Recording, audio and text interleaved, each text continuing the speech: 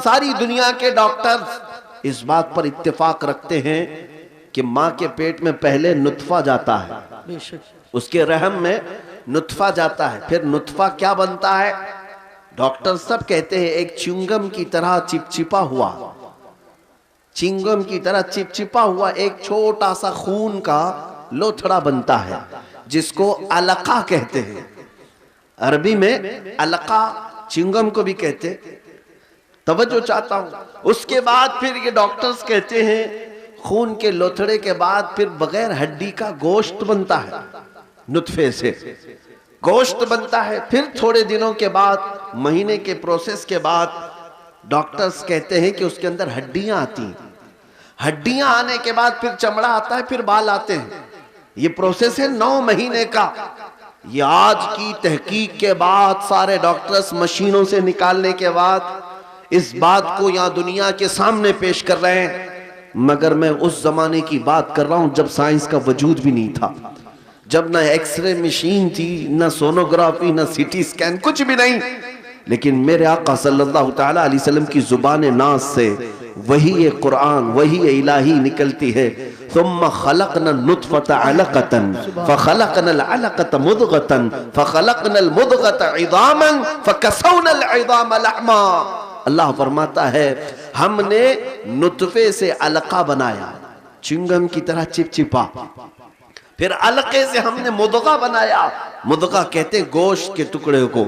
फिर अल्लाह ताला फरमाता है फ़कसौनल इज़ाम फ़खलक़नल मुद्ग़ता इज़ामन, फिर हमने उस मुद्गे के अंदर हड्डियां रखी, गोश्त के अंदर फिर हड्डियां आई। फिर अल्लाह फरमाता है फ़कसौनल इज़ाम लहमा, फिर हमने हड्डियों पर चमड़ियां डाली। सुम्मा अंशअनाहु खल्क़न आखर फ़तबारकल्लाहु अहसनुल खालिक़ीन।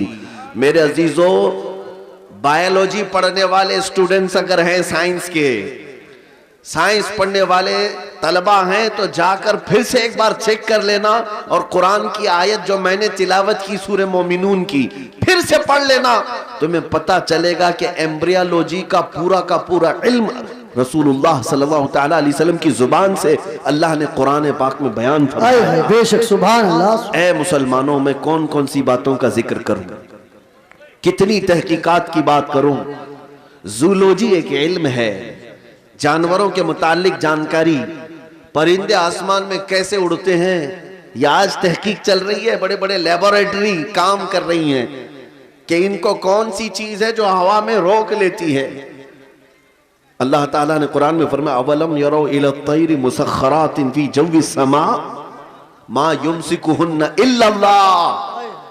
ऐ लोगों, क्या तुम नहीं देखते कि परिंदे हवा में किस तरह से खड़े रह जाते हैं? उनको कौन रोक के रखा है?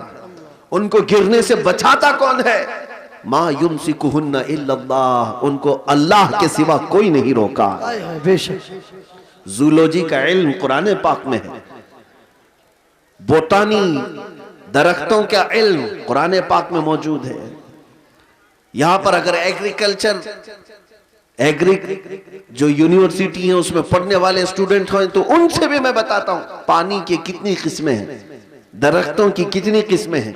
पौधे जब बढ़ते हैं तो इनमें जो कलमी कराया जाता है, ये क्या होता है? मेरे अजीजों, ये सारे उलूम मुस्तफ़ा करीम सल्लल्लाहु अलैहि वसल्लम ने अपनी जुबान से बता दी है। उस जमाने में बता रहे हैं जब साइंस का वजूद नहीं। उस पर मजीद ये कि नबी पाक पूरी जिंदगी भर किसी के यहां पढ़ने के लिए गए नहीं, शागिर्द बने। मेरे नबी उम्मी हैं, जिनको दुनिया में किसी ने नहीं पढ़ाया। रसूल पाक का अगर कोई उस्ताद है, मुअल्लिम है, तो रब्बे कायनात। अब ये तमहीद के बाद मैं आपसे पूछना चाहता हूं, ऐ मेरे अजीज बच्चों, तुम्हारे पास उलूम का खजाना था, तुम्हारे पास रसूलुल्लाह सल्लल्लाहु तआला अलैहि वसल्लम जैसी अजीम जात थी, तुम्हें फिर इधर उधर की देखने की जरूरत ही नहीं थी। इसीलिए हमारे इमाम ने बरसों पहले हमें तंबीह करके ये पुकार कर कहा था, इमाम अहले सुन्नत फाजिल बरेलवी ने, फिर के गली गली तबाह, ठोकरें सबकी खाए, दिल को जो अक्ल दे खुदा तेरी गली से। नारे तकबीर, नारे रिसालत, मसलके आला हजरत मुफ्ती सलमान अज़हरी साहिब क़िबला, नारे तकबीर, नारे रिसालत हमारे लिए रसूल पाक सल्लल्लाहु ताला अलैहि वसल्लम की जिंदगी से बेहतर कोई जिंदगी आइडियल हो ही नहीं सकती। तुम अपनी पैदाइश से लेकर अपनी मौत तक के आमाल को अगर ढूंढना चाहो, मेरे नबी पाक की जात में हर चीज का इल्म मिल ही जाएगा। बेशक हमारा दीन महफूज है, हमारा दस्तूर हयात महफूज है। वो लोग इधर उधर देखें जिनके पास एजुकेशन नाम की कोई चीज ना हो, वो लोग चुरा करके लाएं कवानीन जिनके यहां खुद कवानीन नहीं हो।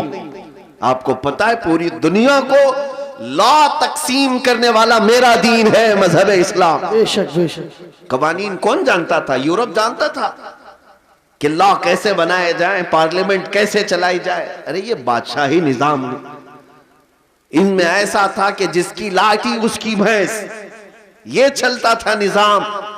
ये इस्लाम है जिसने हर चीज के उसूल बनाए, कवानीन बनाए।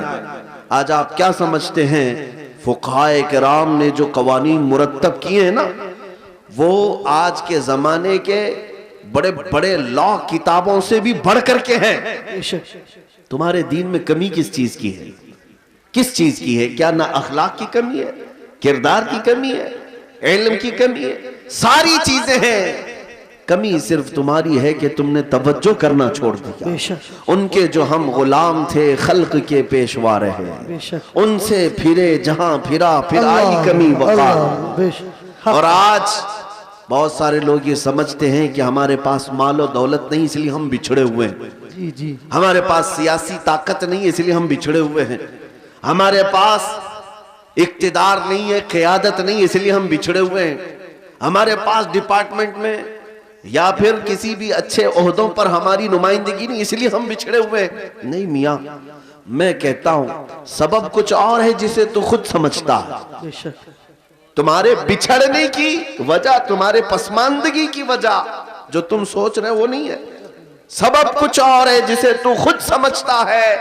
जवाल बंदे मोमिन का बेजरी से नहीं, जवाल बंदे मोमिन का बेजरी से नहीं। इकबाल से पूछा गया फिर ये जवाल किस वजह से है, तो शायर मशरिक इकबाल कहता है तरीक़े मुस्तफ़ा को छोड़ना है वजह बर्बादी। तरीक़े मुस्तफ़ा को छोड़ना है वजह बर्बादी, इसी से कौम दुनिया में हुई है बेइक्तिदार। बस एक ही पॉइंट है, उनसे फिरे जहां फिरा। और हमें करना क्या चाहिए? तो इकबाल यही कहता है अगर फिर चाहते हो इज्जत व वक़ार, हमें करनी है शहीनशाह बतहा की रजा जोई। हमें करनी है शहीनशाह बतहा की रजा जोई। वो अपने हो गए तो रहमत परवरदिगार।